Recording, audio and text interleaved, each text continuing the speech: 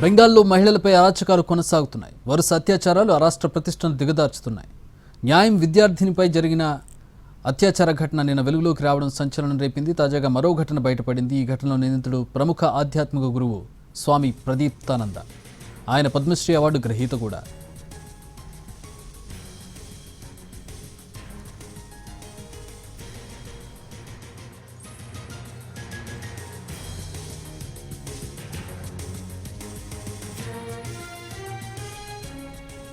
స్వామి ప్రదీప్తానంద alias Karthik Maharaj తనపై పలుమార్లు అత్యాచారానికి పాల్పడ్డాడని ఓ మహిళ ఆరోపణలు చేసింది. 2012లో చనక్ ఆదివాసీ అబాసిక్ బాలికా విద్యాలయంలో ఉద్యోగం కోసం ప్రదీప్తానందను కలవగా ఆయన ఉద్యోగం ఇస్తానని హామీ ఇచ్చారని బాధిత మహిళ చెప్పారు. ఉద్యోగం తర్వాత ఇస్తామని 2013లో పాఠశాలలోని ఓ హాస్టల్లో వసతి కల్పించారని తెలిపారు.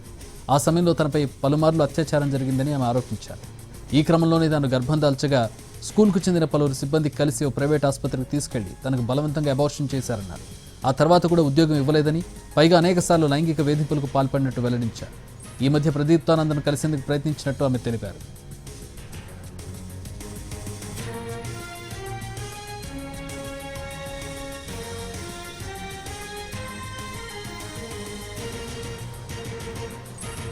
మహిళ ఫిర్యాదు మేరకు కేసు నమోదు చేసుకుని దర్యాప్తు చేస్తున్నారు పోలీసులు. పశ్చిమ బెంగాల్లోని ముర్షిదాబాద్ జిల్లాలోని భారత్ సేవాశ్రమ్ సంఘ వెల్దంగా యూనిట్ బాధ్యతలను కార్తీక్ మహారాజ్ నిర్వహిస్తున్నారు. తనపై వచ్చిన ఆరోపణలను ప్రదీప్తానంద ఖండించారు. కాలం అన్నింటినీ బయట పెడుతుందని, తన పేరు ప్రతిష్టలను చెడగొట్టడానికి చేసిన ఈ కుట్రని తాను తిప్పికొడతానన్నారు. తమ ఆశ్రమంలో చాలా మంది మహిళలు పనిచేస్తున్నారని, మహిళా శిష్యులు కూడా ఉన్నారని అన్నారు. మహిళలను తాము మాతృ సమానంగా గౌరవిస్తామని ప్రదీప్తానంద స్పష్టం చేశారు.